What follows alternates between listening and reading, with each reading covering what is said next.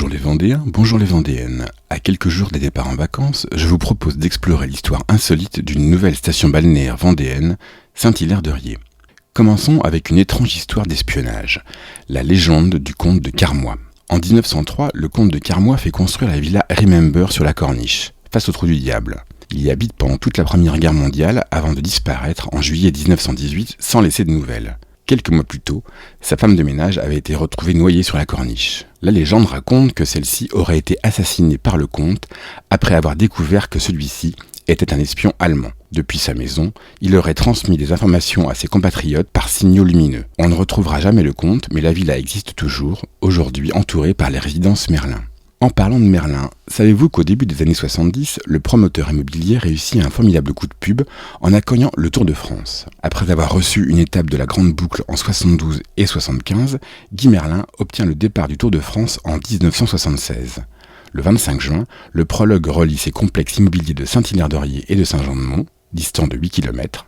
C'est le Belge Freddy Mertens qui remportera l'étape. Saint-Hilaire-de-Riez a également connu des heures tragiques. Pendant les 100 jours, le retour de Napoléon, des paysans de l'ancienne Vendée militaire se soulèvent contre les bonapartistes. Le 9 mai 1815, Louis de la Roche-Jacquelin débarque sur la côte vendéenne avec des officiers et une cargaison d'armes anglaises. Les insurgés s'emparent de Saint-Jean-de-Mont, de Saint-Gilles et de Croix-de-Vie. Mais le 5 juin, les 1300 hommes de la Roche-Jacquelin sont pris à partie par les troupes impériales sur le chemin des Mattes à Saint-Hilaire-de-Riez. Monté sur un tertre pour évaluer la situation, Louis de la Roche-Jacquelin est abattu par les soldats bonapartistes. Le 17 juin, les troupes vendéennes seront définitivement battues à Roche-Servière, la veille de la bataille de Waterloo. Toujours dans le registre militaire, Saint-Hilaire-de-Riez a également eu l'honneur d'être choisi par l'armée américaine pour accueillir l'une de ses bases aériennes pendant la Première Guerre mondiale. Du printemps 1918 à début 1919, le site de Champ-Gaillard, dans le quartier des Demoiselles, hébergea près de 2000 soldats américains et 300 avions.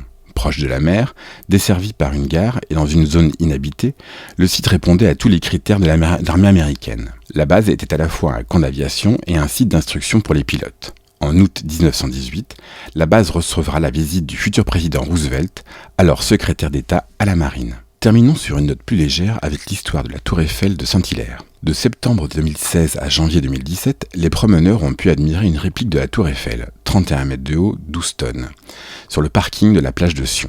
À l'origine, elle ne devait rester que le temps d'un week-end à l'occasion du Grand Prix des Meules Bleues. Cette course de vélomoteur, réservée aux chefs d'entreprise, s'est lancée en effet cette année-là, de Paris, sur les Champs-Élysées. La tour, aujourd'hui disponible à la location, se promène partout dans le monde, notamment en Chine. C'est tout pour aujourd'hui. C'était Sébastien de la page Facebook Le Saviez-vous Vendée. Excellentes vacances.